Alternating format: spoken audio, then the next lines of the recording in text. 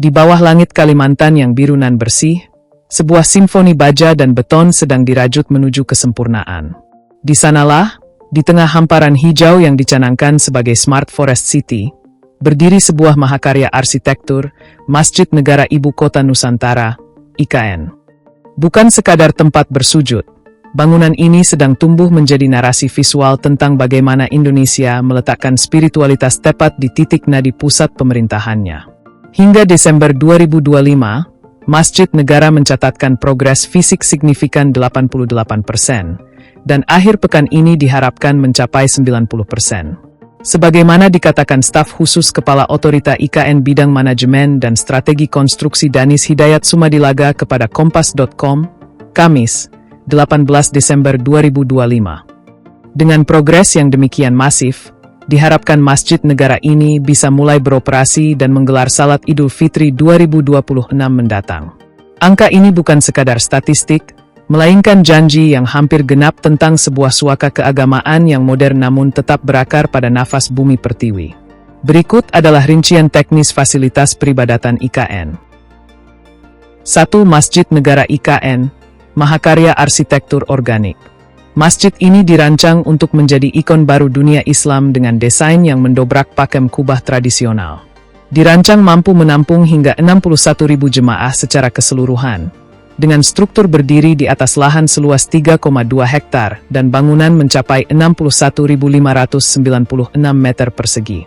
Kawasan ini dikelilingi oleh area retensi air, embung, sehingga masjid seolah terapung. Berbeda dengan kubah setengah bola, atap Masjid Negara berbentuk lipatan-lipatan melingkar yang menyerupai surban. Secara teknis, ini menggunakan material komposit yang ringan namun sangat kuat terhadap cuaca tropis Kalimantan. Selain itu, terdapat menara setinggi 99 meter yang melambangkan Asmaul Husna.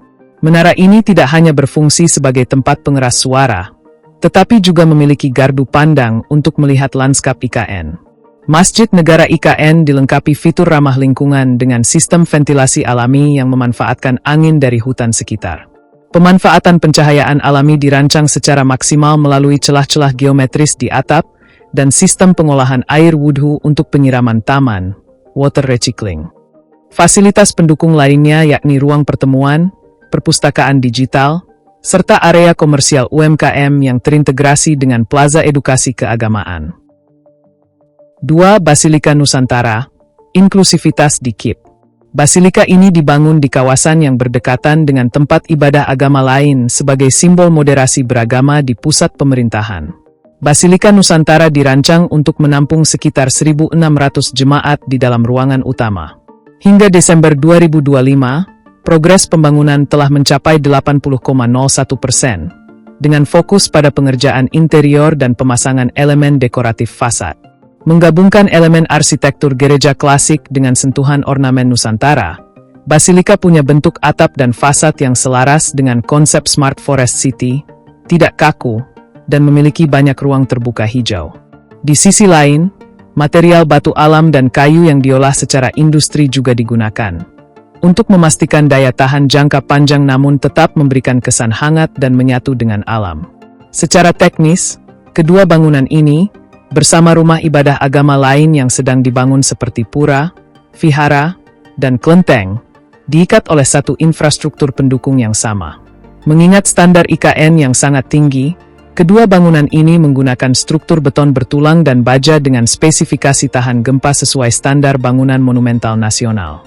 Seluruhnya juga terhubung dengan jalur pedestrian dan transportasi publik di kawasan inti pusat pemerintahan, KIP.